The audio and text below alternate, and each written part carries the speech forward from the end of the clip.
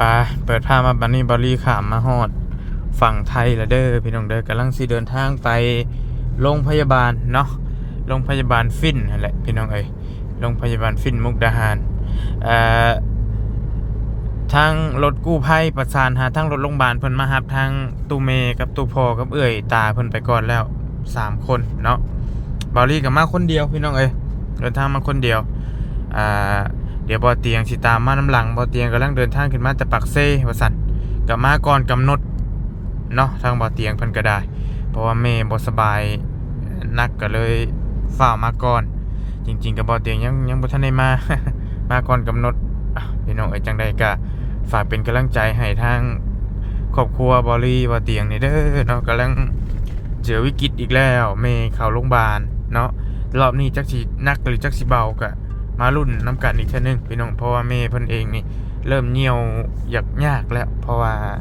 มันถึงขั้นฟอกไตเข้ามาแบบเต็มที่แล้วนะพี่น้องเอ้ยเนาะถ้าจะว่าเลยแล้วแหละเลยเต็มที่แล้วแหละก็ไปเบิ่งตัวจริงน้ำกันว่าหมอเพิ่นสิว่าแนวใดจังใดก็จังว่ากันเพราะว่าแม่เราเองอันบ่อยากฟอกแล้วย่านคือว่าหั่นแหละนะพี่น้องเนาะไปแล้วจังว่ากันฝากเป็นกำลังใจให้แน่เด้อพี่น้องเด้อโดยของบ่ขอบใจเวลาที่ตามปะเจอกันประมาณอีก10นาทีฮอดเนาะพี่น้องมาแล้วกูฟินมุกดาหารป้ายไปเจออยู่กับบ่ฮอด10นาทีดอกบอลี่เว้าหลายโพดประมาณ4-5นาทีประมาณนี้แหละขับมาแต่ด่านถ้ารถบ่ติดก็ใกล้ๆนี่พี่น้องเอ้ยบ่ได้ไกลเนาะไปเบิ่งก่อนจังแม่เพิ่นสิอยู่ซ้ายน่ะก็น่าจะเป็นฉุกเฉินนั่นแหละส่วนหลายก็เข้าฉุกเฉินมาไปเดี๋ยวเอารถไปจอดทางหลังก่อนพี่น้องเอ้ย จากที่มันอยู่มองใดทั้งตัวเมก็ได้แต่สิยางหาเพิ่นอีกก็น่าจะอยู่แถวฉุกเฉินนั่นแหละน่าหากก็เพิ่งจะมาฮอดกินนี่ท่านฮอดบ่ดนหรอก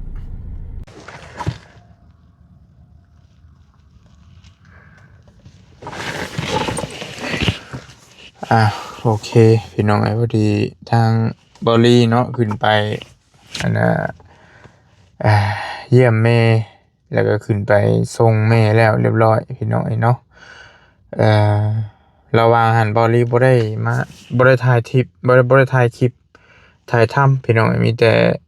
บอลลี่ขึ้นไปเบิ่งแล้วก็สิมาสรุปอาการให้พี่ให้น้องที่ติดตามอยู่เนาะพี่น้องเนาะอ่าทางบอลลี่เองก็สิมาแจ้งพี่แจ้งน้องแนวนี้พี่น้องไอ้ทางมารอบนี้ถือว่าได้รับข่าวอ่าบ่ค่อยดีปานใดเนาะทางแม่เพิ่นหัน ทางหมอเพิ่นแจ้งมาว่าน้ำท่วมปอดเนาะก็เลยเฮ็ดให้แม่หั่นอ่านอนบ่ได้นะแล้วก็เพิ่นกำลังอันอ่าดูดน้ำเหี่ยวให้อยู่พี่น้อยแล้วก็หลังจากนั้นแล้วเพิ่นสิเติมเลือดให้เพิ่นสิเติมเลือดให้แล้วก็อ่า ฝักฟื้นเบิ่งว่ามันเป็นแนวใดจังใดก็จังว่ากันไปเพิ่นรักษาตามอาการไปหั่นแหละพี่น้องเนาะทางอ่าแม่บ่เถียงก็ได้พี่น้องสิบ่มีฮอดแรงเว้าแหละเนาะพี่น้องเนาะเพิ่นมารอบนี้ถือว่าอาการแม่ถือว่าอ่าสุดลงหลายพี่น้องเนาะเพราะว่าน้ำมันอังแล้วน้ำมันเริ่มอังแล้วก็เพิ่นก็แนะนำให้ฟอกหั้นแหละ แต่ว่าเราก็ยังย้านอยู่ผู้เฒ่าเพิ่นก็ย้านนั่นแหละพี่น้องเอ้ยก็เพิ่นก็สิรักษาตามอาการไปเพราะว่าไตตอนนี้มันทำงานที่แทบจะบ่ไหวแล้วนะไตของแม่ตอนนี้แม่อยู่ห้อง ICU เด้อพี่น้องเด้อถึงห้อง ICU แล้วเพิ่นมีกำหนดเวลาให้ญาติเยี่ยมบ่ได้อยู่ห้องพักฟื้นคือแต่เก่าเอ่อ เพิ่นให้นอนห้อง ICU ประมาณคืนหนึ่งคือว่าซั่นก็พังเบิ่งยังบ่มั่นใจเพิ่นก็ติดตามอาการแม่ไปเพราะว่ารอบนี้แม่อาการหนักเมื่อยแรงอิหยังทุกอย่างถือว่าแย่หลายแล้วก็เพิ่นให้อยู่ห้อง ICU อ่าคืนหนึ่งตามเพิ่นว่าถ้าบ่ดีก็อาจจะอยู่ต่ออ่าให้ เพิ่นให้ญาติออกไปเบิดเนาะมีแต่คอเพิ่นอยู่นำคนหนึ่งขอให้เอ้ยตาอยู่นำเพราะว่าเราก็ย้านเราเองก็ยังเป็นคนเป็นโรคหัวใจอยู่หั้นน่ะพี่น้องเอ้ยขอให้เอื้อยผู้หญิงนั่นแหละเพิ่นอยู่นำคนหนึ่งเพิ่นก็โอเคเพิ่นอนุญาตได้อยู่เพิ่นว่าเพิ่นก็อ่าอนุโลมให้จริงๆเพิ่นก็บ่อยากให้แหละแต่ว่าพอเพิ่นชนหลายเพิ่นอยู่ห้อง ICU น่ะเพิ่นบ่ให้ญาติเยี่ยมเด้ก็เป็นกฎเพิ่นแต่ว่าก็ขอให้เอื้อยเพิ่นอยู่นำนะพี่น้องพ่อแม่เพิ่นเป็นคนย้านค่อนข้างขี้ย้านอยู่หน่อยหนึงพี่น้องเราก็เป็นคนหัวใจโตอิหยังต่างๆนั่นแหละย้านเนาะพี่น้องเนาะถือว่ามารอบนี้ก็เบาลี่แทบจะเว้าบ่อยากออกพี่น้องเอ้ยแต่เห็นแม่แล้วแบบ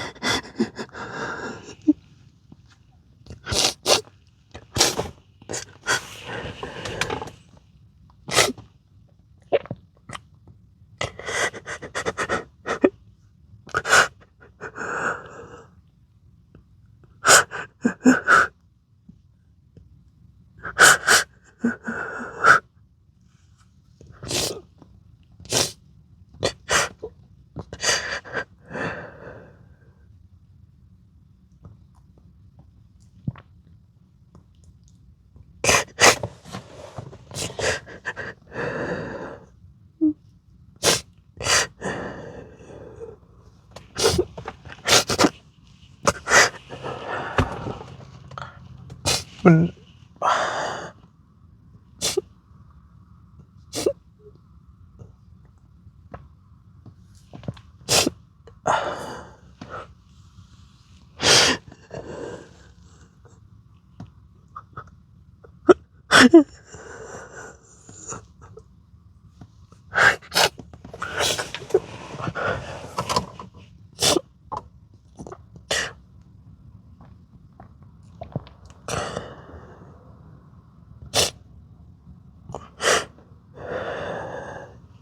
ถือว่าเมย์ถือว่ารอบนี้ถือว่าเมย์เป็นอาการถือว่าแย่แย่แห้งพี่น้องแย่หลาย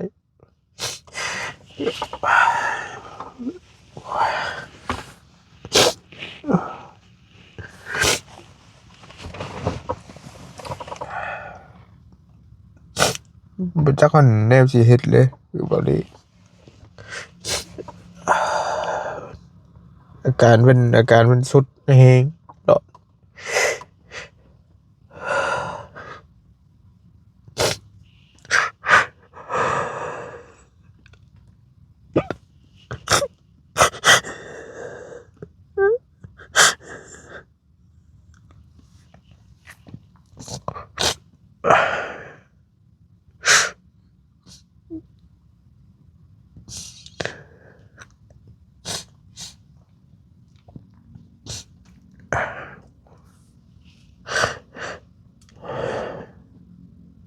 มีแต่ภาวนาให้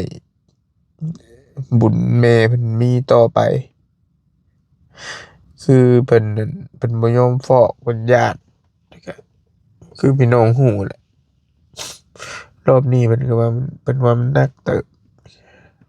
มันบ่แม่นว่ามันเราเราเราสุดลงแฮงน้ำก็ท่วมบ่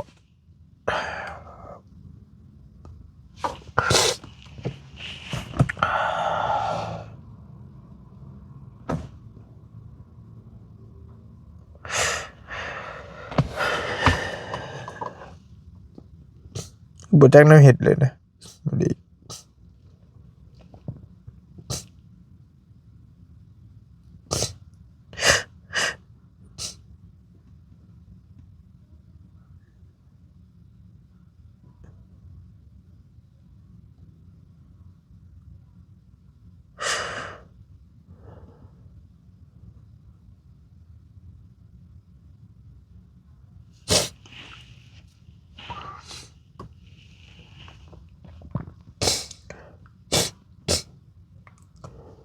เพิ่นใส่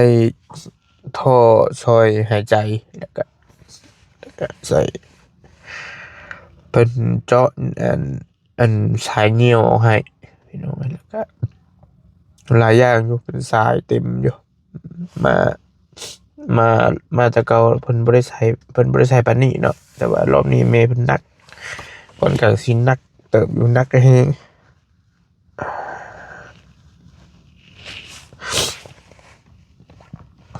ก็เลยเฮ็ดบ่จักแนวเฮ็ดได้บ่ดีครับอดแล้วอดอีกเฮ็ดว่าน้ำตาว่าสิบ่ไหลแล้วมันอดบ่ได้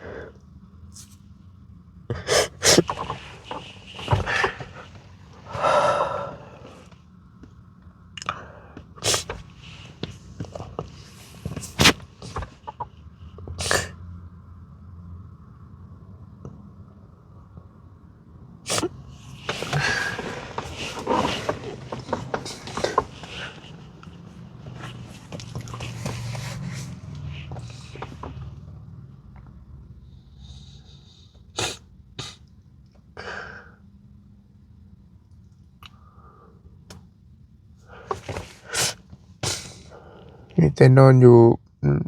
นอนอยู่โรงพยาบาลจะว่าน่าจะหลายคืนอยู่ไปจากเบิ่งตัวจริงก่อนเนาะเพราะว่าตอนนี้เพิ่นได้นอนอยู่ห้อง ICU ออกจากห้อง ICU แล้วก็สิมา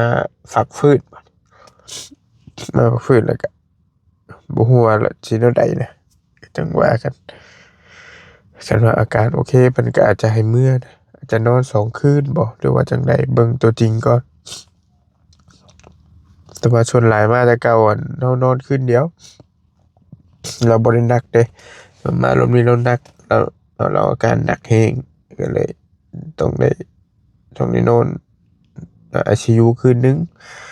แล้วสิได้นอนพักฟื้นอีกคืนหนึ่งคืออันคนเป็นโรคไตน่ะพี่น้องที่มีความรู้เรื่องโรคนี่ก็น่าจะพอรู้อยู่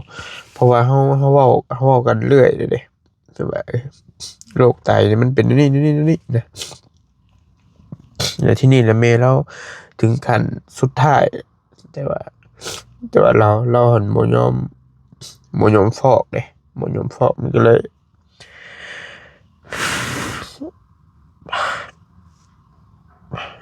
เฮ็ดให้มันหนักขึ้นหลาย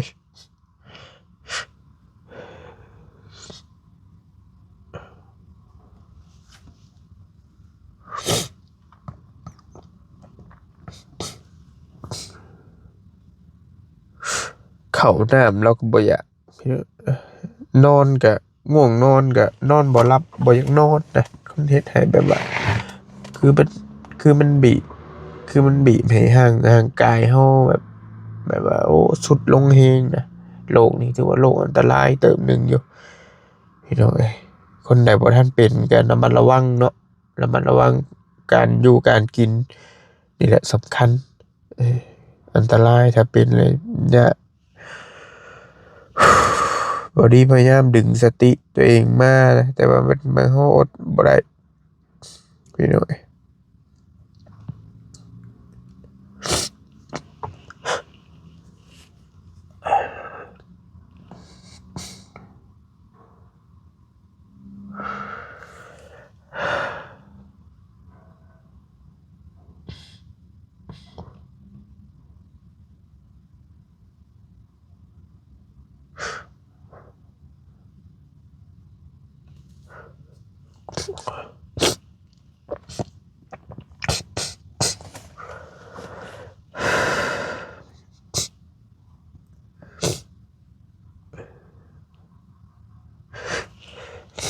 คือเป็นน้องหูแหละเพราะว่าคันคนเป็นโรคไตคันบ่ยอมฟอกแล้วมันก็รักษาหายยากนะแล้วก็บางคนฟอกก็หายยากคือกันแต่ว่าบางคนก็เสียงส่วนใหญ่แนะนำให้ฟอกแม่มันได้เห็นเบาหลีเห็นแม่อาการหนักอดบ่ได้โอเคเบาหลีฮู้เบิดแหละเกิดแก่เจ็บตายเรื่องธรรมะต่างๆจักเบิดแต่ว่ามันอดบ่ได้พี่น้อยทุกคนต้องประสบเอ่อบาลีเคยสูญเสียครั้งหนึ่งครั้งใหญ่ครั้งหนึ่งว่าละคือสูญเสียพ่อสูญเสียพ่อแต่ว่าพ่อเฮายังพ่อพ่อบ่มีโอกาสได้รักษาเลยนะพ่อแต่ว่าแม่นี่ยังมีโอกาสได้รักษาเพิ่นเพิ่นก็ยังมันก็สิมันและมันสิเป็นภาพติดตาเฮาน้ำมูกน้ำเข้า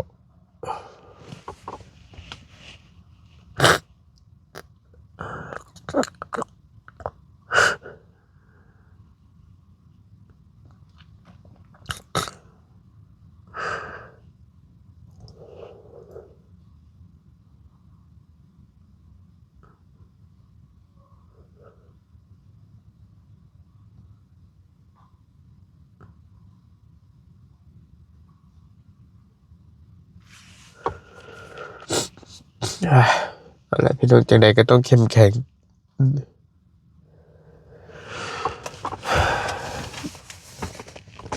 บอลี่กำลังจะออกไปซื้อกับเขาวมาชูพอตู้กินเดี๋ยวไอ้เตียงก็กำลังสิมาจะหน่อยแล้วก็มาเป็นกำลังสิขามมา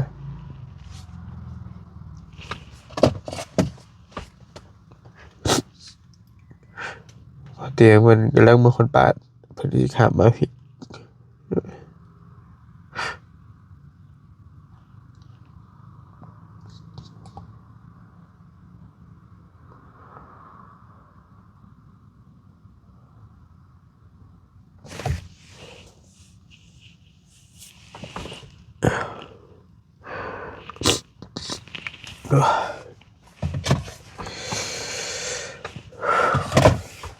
เห็นอย่างเดยยังบนถือเลยพี่น้องเอ้ยอกเมื่อย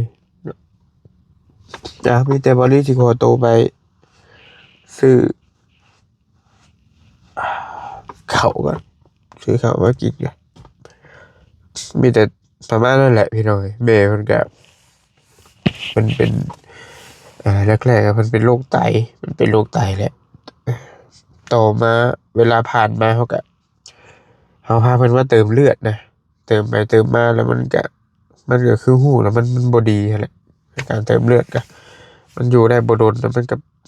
แปรเปลี่ยนไปตอนนี้หันถึงขั้นแบบน้ำท่วมปอดเมแล้วก็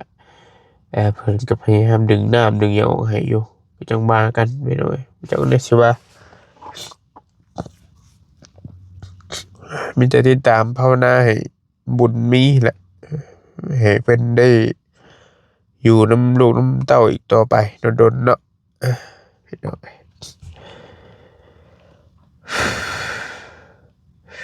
โอเคขอบอกขอบใจเด้อพี่น้องเด้อที่ติดตามแล้วก็ฮักแพงทั้งบริแล้วก็ครอบครัวแล้วก็ทีมงานเบัดทุกคนมีแต่ขอตัวก่อนพี่น้อง บอกว่าจึงบอกเลยสวัสดีเด้อพี่ลูกเลย